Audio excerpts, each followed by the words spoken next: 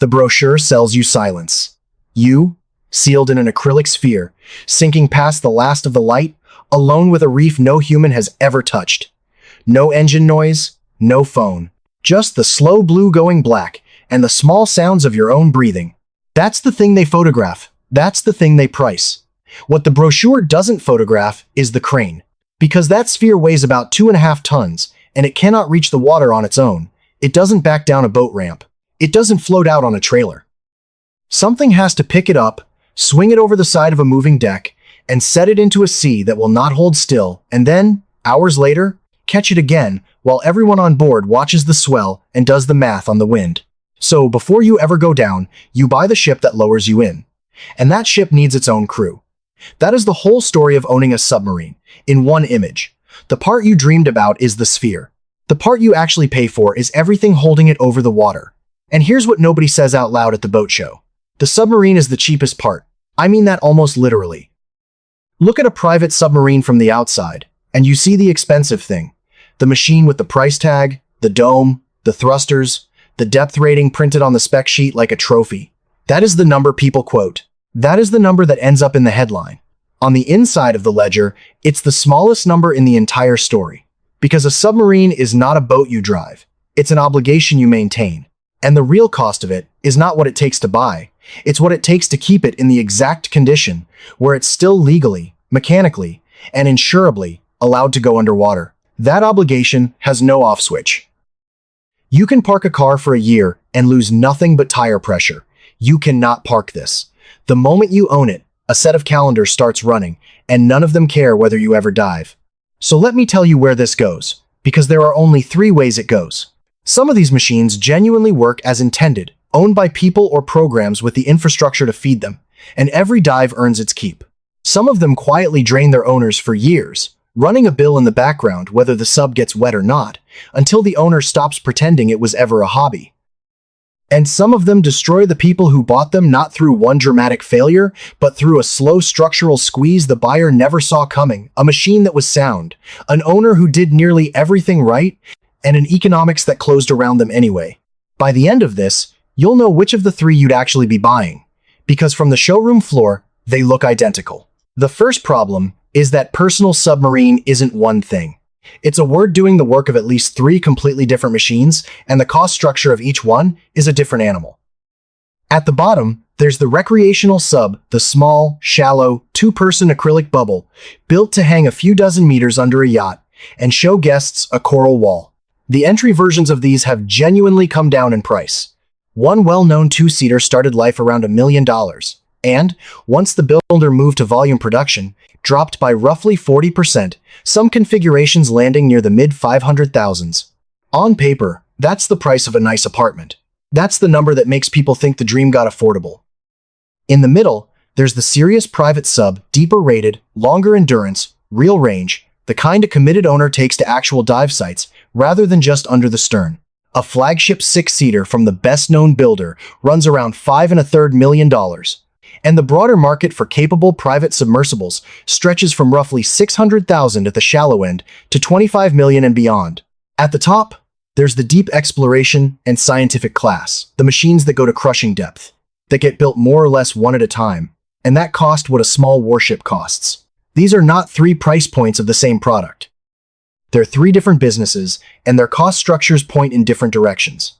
The shallow one is a guest amenity. Its whole job is to make an existing yacht more impressive, so its costs get quietly absorbed into a boat that already has a crew and a berth. The deep one is a research program, funded like a program, with institutions and grants and a purpose behind every dive. Neither of those is the machine that ruins a private individual, because in both cases, the submarine is a line item inside something larger that's already paying the overhead. The tension is in the middle, the serious private sub that one person actually owns and actually operates, with no yacht already underneath it and no institution already behind it.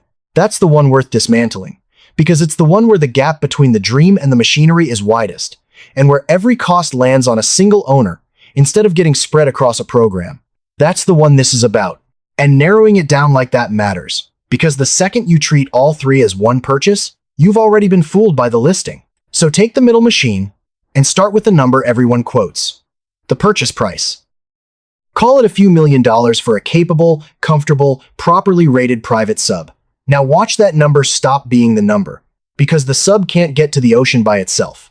It has no range on the surface worth mentioning, no crew quarters, no way to be anywhere useful. To actually use it, you need a vessel to carry it, launch it, recover it, store it, and support the people running it. You need a mothership. And a mothership isn't a detail. It's a second vessel with a deck strong enough and wide enough to hold the sub.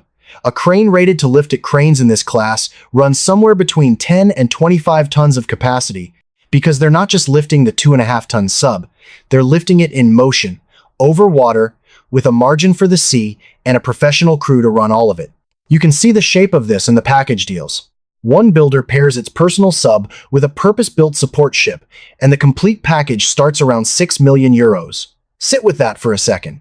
The submarine, the thing you thought you were buying, is not the expensive half of that number. The ship required to carry the submarine is. You came to buy a vehicle, and you were quietly required to buy a yacht to hold it.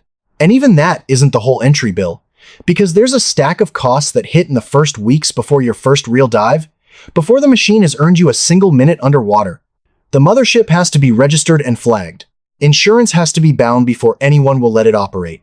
The crew has to be hired, and the pilot's competence verified and current. You need somewhere to keep all of it, a berth large enough for a support vessel, not a slip for a runabout. And berths that size in the places worth diving are neither cheap nor plentiful. None of that is optional, and none of it waits for you to be ready. The entry cost isn't the day you buy the sub. It's the running total of everything that has to already be true before the sub is allowed to matter. That's the entry cost nobody prints. It's not the sticker. It's the sticker times the infrastructure the sticker can't survive without. And we haven't even gotten it wet yet. Here's the mechanism underneath all of it, the single thing that makes a submarine behave differently from every other expensive toy you could buy. Your costs run on the calendar. Your diving runs on events. Every other line in this budget is continuous. The certification is continuous. The insurance is continuous. The crew's salary is continuous. The maintenance schedule is continuous. All of it accrues by the day, in the dark, whether the sea is calm or you're in a boardroom 2,000 miles away. But the thing you bought all of it for, the actual dive, happens in discrete little windows. A good weather day, a guest visit, a trip you planned 6 months out, maybe a few dozen hours underwater in a whole year. So you are running a permanent supply chain to serve an occasional event. And the machine that enforces this, more than any other, is classification. A private submarine that carries people is inspected and certified by a classification society, the deepwater equivalent of a body that signs off on aircraft. It's not a one-time stamp. It's drawing approval before the thing is built, inspection during construction, and then ongoing survey through the entire operating life of the vessel. The pressure hull gets examined on a schedule. Batteries, life support systems, valves, seals, the things standing between the people inside and the pressure outside carry mandatory replacement intervals, whether or not they've been used. The rules even reach into the air itself. Current standards cap the oxygen content in the cabin at 23%, because too much oxygen around batteries and high current switching is its own kind of danger. There's a surveyor, in effect, who is a permanent co-owner of your submarine, and their signature is what stands between you and the water. And here's the quiet cruelty inside that calendar. Even the diving itself is rationed by things you don't control. A submarine can't just go down anywhere the water's deep. Territorial waters belong to nations, and nations have rules, permits, permissions, protected zones, and coastlines where a manned submersible is simply not welcome. Strip out the places you're not allowed to dive, then strip out the places that aren't actually worth the descent. And the list of sites that are both permitted and worth it is short. Shorter than you'd ever guess from the brochure. You are building a global-scale supply chain, a ship, a crew, a certification apparatus to serve a handful of legal, worthwhile locations, a few dozen hours a year. The infrastructure is planetary. The payoff is a short list. That's why the running number is what it is. Annual operating costs for a private submarine crew, maintenance, insurance, berthing, certification land, somewhere between $200,000 and $2 million a year, with a rough floor near $100,000 for even a modest setup, and daily operating costs that can run around $10,000 on the days you actually use it. And notice what decides where you sit in that enormous range. Not how fancy the sub is, how much infrastructure it demands, and how honestly you fund it. The submarine is the cheapest part. You built a supply chain to buy yourself a few dozen hours in the dark. Now, here's where a lot of would-be owners think they've outsmarted the whole thing. And this is the trap that looks like the exit. The reasoning goes like this. All that infrastructure is for people who overspend. I'll buy smart, I'll get an older sub at a fraction of the price. I'll skip the purpose-built mothership and improvise with a boat I already own. I'll self-operate instead of paying a crew. I'll find the cheap version of every line and beat the system. Every one of those savings bills you back, with interest, somewhere else. The older, cheaper sub is cheaper because its certification clock is further along and its mandatory replacement intervals are closer. You didn't buy a discount, you bought a maintenance bill that arrives sooner. The improvised launch platform isn't rated to lift the sub safely in a real sea, which means either you don't dive on the days you'd actually want to, or you take a recovery risk that your insurer will ask about in detail. And self-operating runs headfirst into the one thing money struggles to shortcut, whether anyone will insure you at all, because insurance on these machines is a thin, nervous market. Premiums commonly run somewhere in the range of 2 to 5% of the hull's value every year, but the number isn't even the hard part. The hard part is that carriers willing to underwrite a manned pressure vessel full of people are few, and some of them will simply decline. There are specialist facilities built specifically for subsea risk, precisely because the ordinary market won't touch it. And the discount you engineered the older hull, the improvised deck, the owner at the controls instead of a certified professional, is exactly the profile that makes an underwriter put the phone down. The cheap version of a submarine is the one nobody will insure, and an uninsured submarine is a submarine you can't legally operate and can't responsibly dive. Cheap turned expensive by turning impossible. So set the bargain fantasy aside and look at the second tier of costs, the ones that don't show up in any package price and that get harder to escape as you go. First, there's the monopoly problem. Only certain yards and certain surveyors are qualified to touch a class submersible. When your pressure hull is due for its survey, or a life support component hits its interval, you are not shopping in a competitive market. You are calling one of a very small number of parties allowed to do the work, on their schedule, at their price. When only a handful of people on Earth are permitted to sign off on your machine, market rate stops being a thing that exists. And that monopoly sits on top of a moving floor, because the standards themselves get rewritten. Some of the rules that govern manned submersibles were written for a different era. There are inspected passenger categories still carrying depth caps as shallow as 150 feet, and research vessel classifications that operators used for years as a way around stricter inspection. The regulators are now moving to close exactly those gaps. So the compliance target you buy into isn't fixed, it ratchets, and every time it tightens, the small group allowed to certify you gets to charge for a taller standard. You are renting access to a monopoly whose product keeps getting more expensive to produce. Second and heavier, there's the human layer. A submarine has a pilot, and a pilot is not a hobbyist who watched some videos.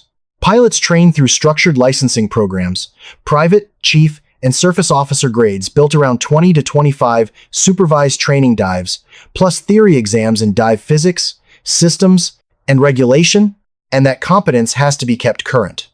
Add the mothership's crew, who don't stop being paid in the months you're not diving.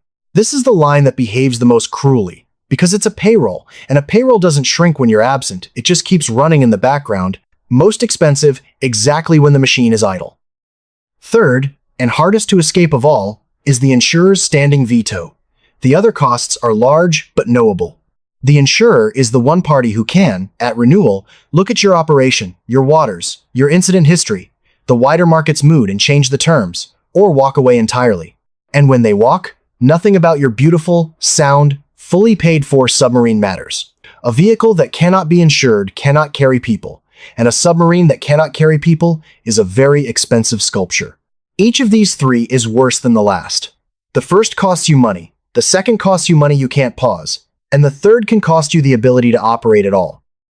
Let me show you how thin the line between those really is. Same submarine, same owner, 2 different years. In the good year, everything lines up. The weather cooperates, and you actually get your dive days. Your survey comes due and passes clean. Your insurance renews at last year's terms. The crew is retained, trained, and busy. You take the sub to real sites, you host the trips you planned, and if you actually tally it against the hours underwater, the cost per dive is eye-watering, but the ledger is, at least, a ledger. It works. This is the version in the brochure.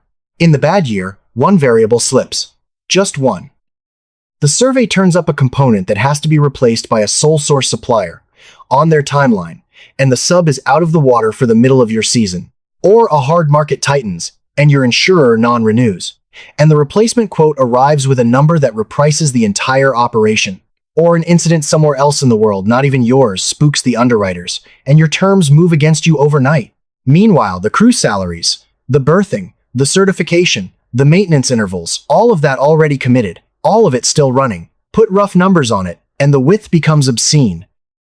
A good year might run you $1 million in all-in operating cost against, say, 40 hours underwater, brutal per hour, but a working machine doing what it was bought to do. Then the bad year. The same committed base cost, plus a sole source replacement and an out-of-water stretch, plus an insurance renewal that jumps because a hardening market repriced the whole class, and now you've spent well past $2 million and dived almost none of it. Same submarine, same owner. The only thing that moved was a variable or two you were never holding. The gap between those 2 years isn't small. That's the point. It isn't the good year number that should worry you, and it isn't the bad year number either. It's the width between them, the fact that a single slipped variable, none of which you fully control, swings you from expensive but working to bleeding on a machine that never left the deck. Let that land. You are not buying a cost. You are buying a range, and you don't get to pick where in the range you live. And if you think that width only catches amateurs, here's the part that should unsettle you. Picture the operator who does everything right. Not a first-timer with more money than sense, a seasoned outfit that has run manned submersibles for years. They understand the machine better than you ever will. They keep the certifications current, the crew trained, the maintenance ahead of schedule. They have deeper capital and a longer runway than you would. On paper, they are the safe version of this. And they can still be squeezed out, not by a mistake, but by the structure itself. When the insurance market hardens across the whole industry at once, their premiums climb, no matter how clean their record.